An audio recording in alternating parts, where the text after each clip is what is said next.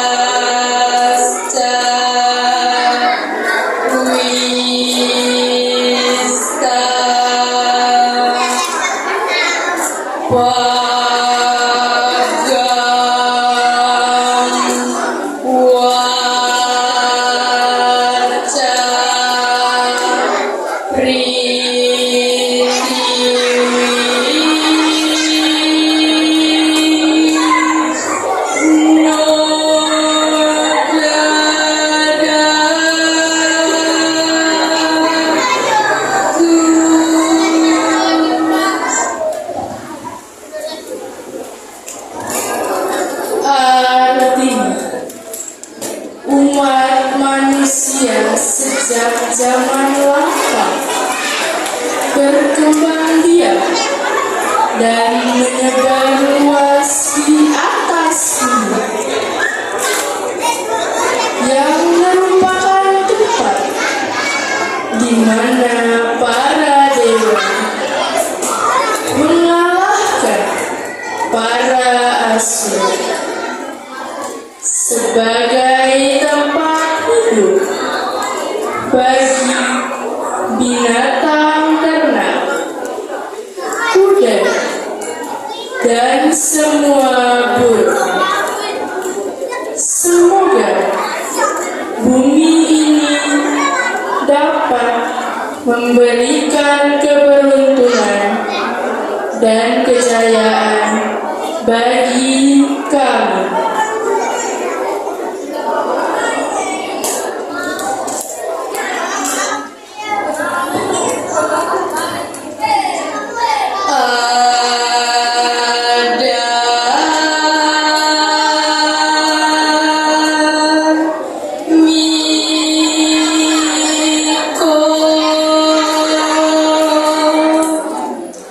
Naro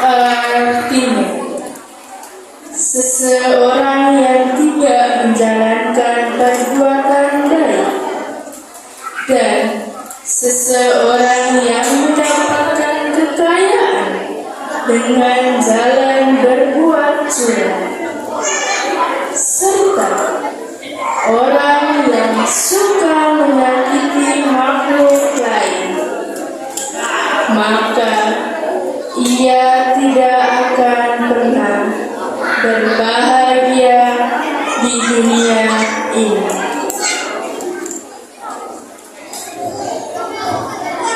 Paramasanti. Om Santi, Santi, Santi.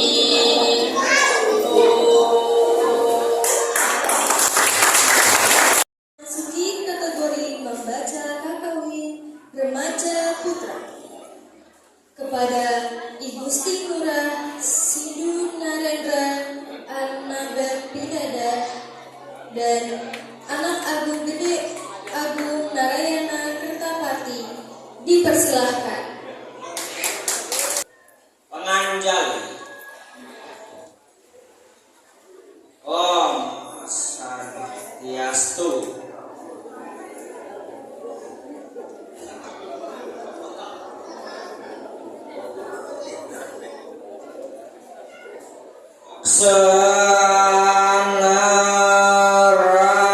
Sanarahina mijil sang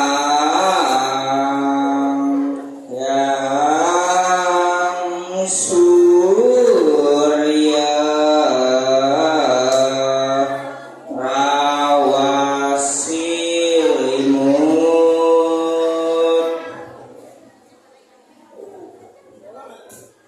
Lalu hari pun terang, dan sang surya yang suci terbit meningkat kabut.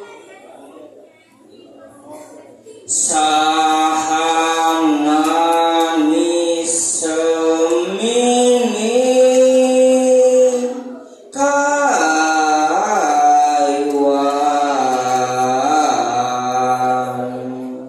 kuram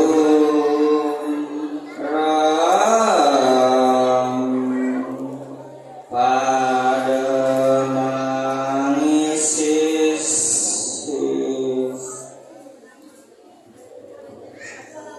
Segala pucuk budak pepohonan berkilauan, baru saja melekah. Manuka suka-sukan mungkin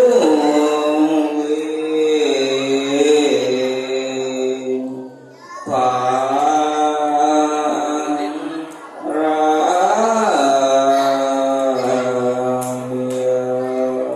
masauran.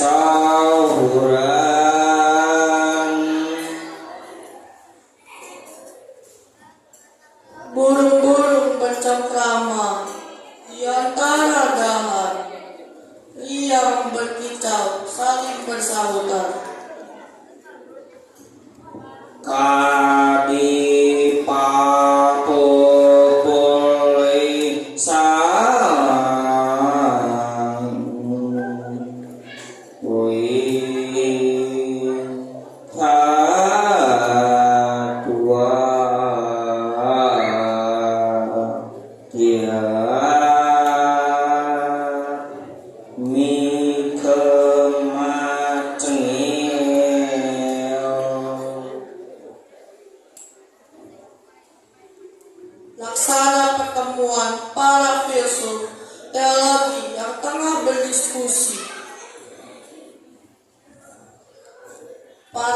Santi.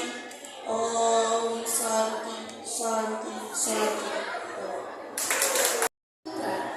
Kepada Nengah Tangkas Haryo Dwijawara dan I Gusti Ngurah Sidhu Narendra Asnabel Pidada kami persilahkan. Om Swastiastu.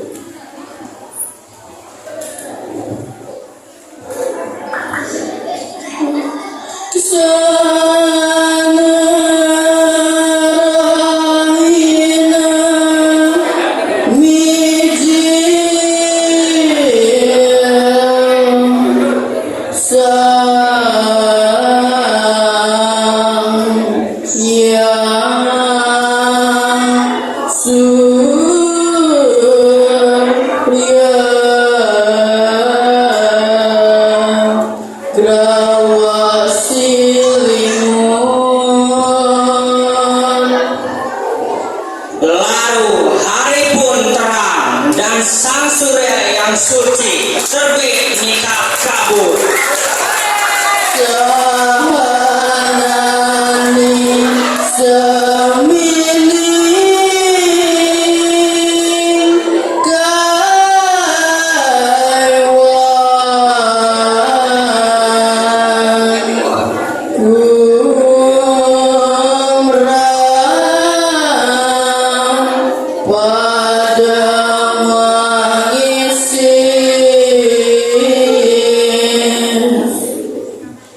Segala pucuk muda pepohonan berkilauan baru saja merekah.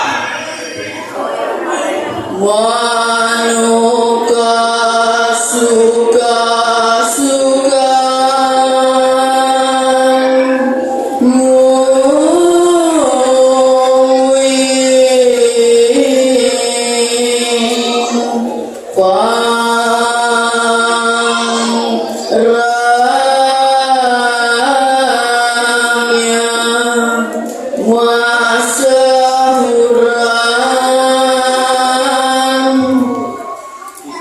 Burung-burung bercengkrama di antara dahan riang berkicau saling bersahutan.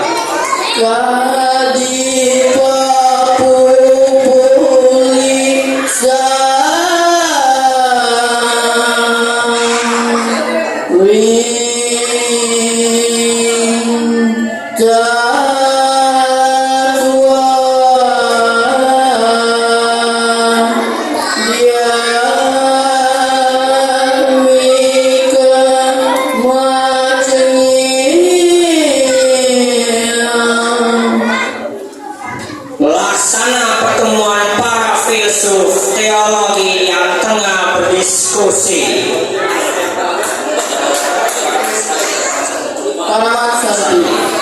Oh, sakti, sakti, sakti.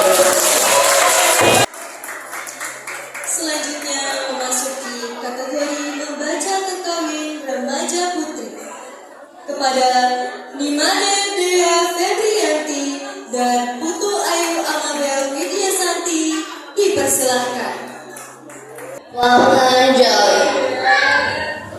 Om Swastiastu.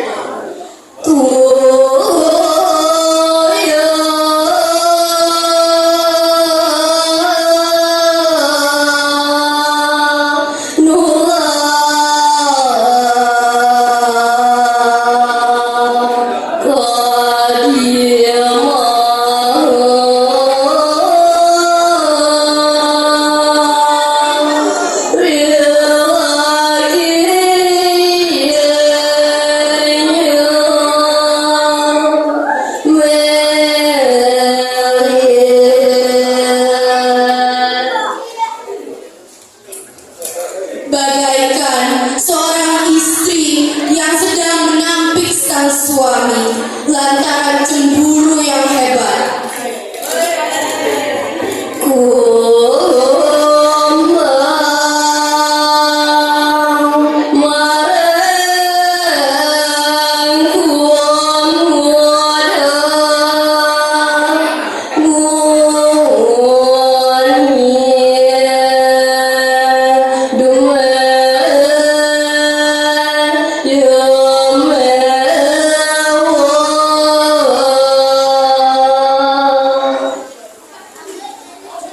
Kumbang yang berada di dekat rantai merah menyebabkan dia cemburu.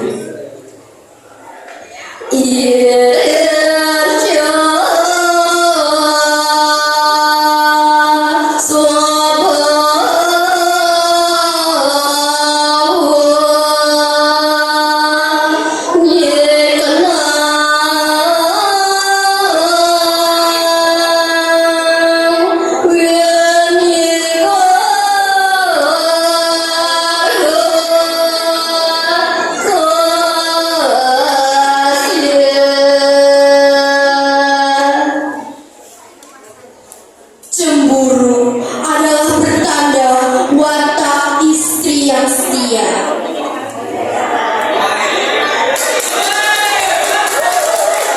Parama Santi. Oh, Santi, Santi, Santi. Oh. Dalam kategori Dharma Carita Putra. Kepada Seto Prabu Wijaya Dharma, kami persilahkan. Wanita yang saya sucikan, Bapak dan Ibu yang kami hormati, teman-teman yang baik, serta dewan juri yang saya hormati. Perkenalkan, nama saya Seto Prabu Wijaya Dharma dari Pura Parahyangan Jagadguru akan membawakan Dharma cerita atau cerita agama dengan tema adopsi pohon dengan judul cerita kisah Amrita Dewi dan pohon-pohon adopsi. Kisah cerita keagamaan Hindu ini berakar dari tradisi penghormatan alam Trihita Karana dan terinspirasi kisah nyata dia, yaitu kisah Bisnoy di Rajasthan sekitar 300 tahun yang lalu, dan filosofi satu pohon sama dengan 10 anak, dasa putra sama Krishna. Sebelum mulai dengan kisah ceritanya, saya mengaturkan salam bakti. Om Swastiastu. Bapak, Ibu, dan teman-teman yang baik, kita mulai ceritanya ya. Kisah Amrita Dewi dan pohon-pohon adopsi.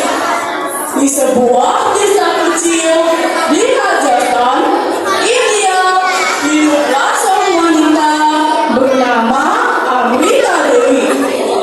Ia hidup dalam ajaran Hindu yang mengajarkan yang melindungi alam sebagai perwujudan Tuhan. Baginya, pohon bukanlah sekadar kayu, melainkan makhluk hidup yang bernapas, memberi kehidupan dan melindungi suci. Amrita Dewi adalah salah satu pengikut setia ajaran Guru Jambuswar, yang salah satu ajarannya adalah tradisi penghormatan alam, yaitu melindungi satwa liar dan pohon-pohon di hutan, khususnya pohon kejeli yang dianggap suci. Nah, teman-teman, pohon kejeli adalah pohon gunung utama di India, khususnya di hutan di Rajasthan. Pohon kejeli dikenal sebagai pohon kehidupan karena kemampuannya yang dapat bertahan hidup di kondisi kering ekstrim. Kalau di sini di Indonesia, pohon kecil sejenis pohon beringin, pohon asem, pohon tembesi, atau sejenis pohon yang sangat rindang dan hidup di kala musim kemarau. Teman-teman yang baik, Bapak Ibu yang kami hormati, setiap pagi Amrita Dewi berjalan menuju pohon kecil yang sangat besar di dekat rumahnya. Ia memeluk batang pohon tersebut dan menganggapnya sebagai ibunya sendiri. Setiap hari ia selalu berkata, "Ibu pohon," bisiknya, "engkau memberiku udara, naungan, dan kehidupan. Aku mengadopsimu sebagai pelindungku, dan aku juga akan melindungimu dengan seluruh hidupku."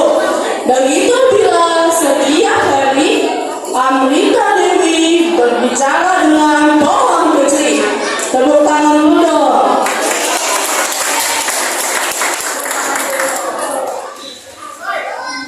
Teman-teman yang baik, Bapak Ibu yang kami hormati, suatu ketika Maharaja Abasing dari Joko memerintahkan panglima tentaranya mengirimkan prajurit ke Bisnoy, Rajasthan, untuk menebang pohon demi membangun istana baru. Para penduduk dan Amrita Dewi terkejut dengan kedatangan dan maksud kedatangan para prajurit akan menebang pohon.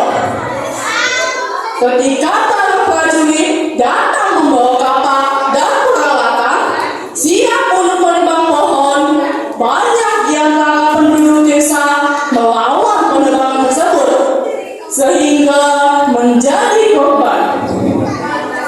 Melihat kejadian tersebut, Amrita Dewi tidak melawan. Sebaliknya, ia berlari menuju pohon kecil kesayangannya dan memeluknya erat-erat. Dengan berlinang air mata, ia berseru pada para prajurit, "Wahai para prajurit yang gagah perkasa, kepala bisa diganti dengan pohon.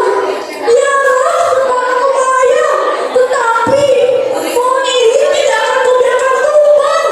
Kalian tidak bisa menebangnya. Ini adalah keluarga kami. Ini adalah kehidupan kami," seru Amrita Dewi. Teman-teman yang baik, Bapak Ibu yang kami hormati, melihat keberanian Amrita Dewi, para penduduk pun mengikuti langkahnya. Mereka ramai-ramai memeluk pohon di hutan yang masih tersisa. Mereka mengadopsi pohon-pohon tersebut sebagai ibu, saudara, bahkan anak-anak mereka. Dedikasi luar biasa dari Amrita Dewi dan para penduduk melindungi pohon-pohon di hutan.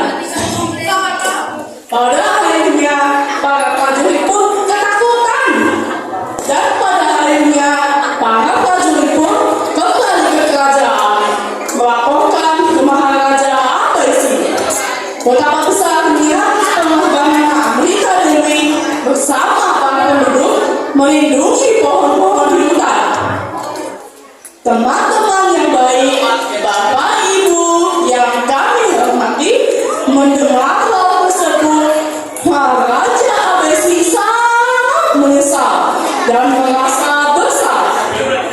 Pada akhirnya Maharaja Abasing mengeluarkan dekret kerajaan dan melarang penebangan pohon dan perburuan hewan liar di seluruh wilayah kerajaan di Joko, serta memerintahkan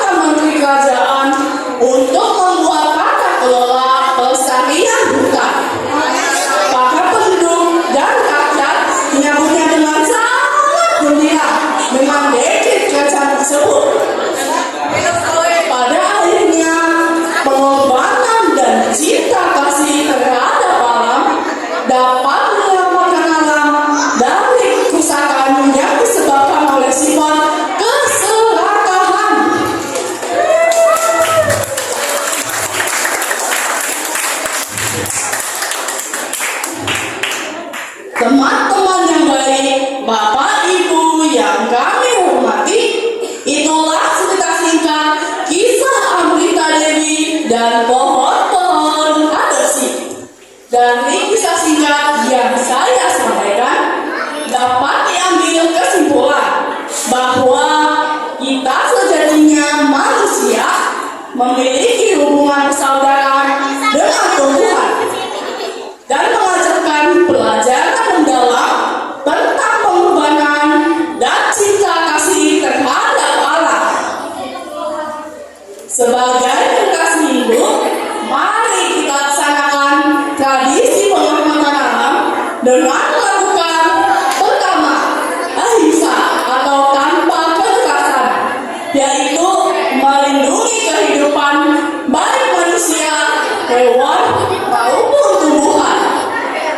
Kedua, keberanian berkorban, yaitu mengutamakan kelestarian alam di atas keselamatan diri sendiri. Dan yang terakhir, penghormatan terhadap lingkungan, yaitu menganggap bahwa pohon adalah entitas yang sakral dan bagian dari Tuhan yang harus dijaga. Ada pepatah yang mengatakan, mengadopsi pohon, merawat, dan melindungi satu pohon lebih baik daripada menanam 1000 pohon namun membiarkannya mati, yang bermakna bahwa pohon yang disayangi akan memberikan manfaat yang tak ternilai bagi manusia. Pada akhirnya, pengorbanan dan cinta kasih terhadap alam dapat mencegah adanya bencana alam banjir dan tanah longsor yang besar yang akan menyengsarakan manusia. Teman-teman yang baik, Bapak Ibu yang kami hormati, demikian cerita singkat dari saya. Semoga menjadi inspirasi untuk selalu menjaga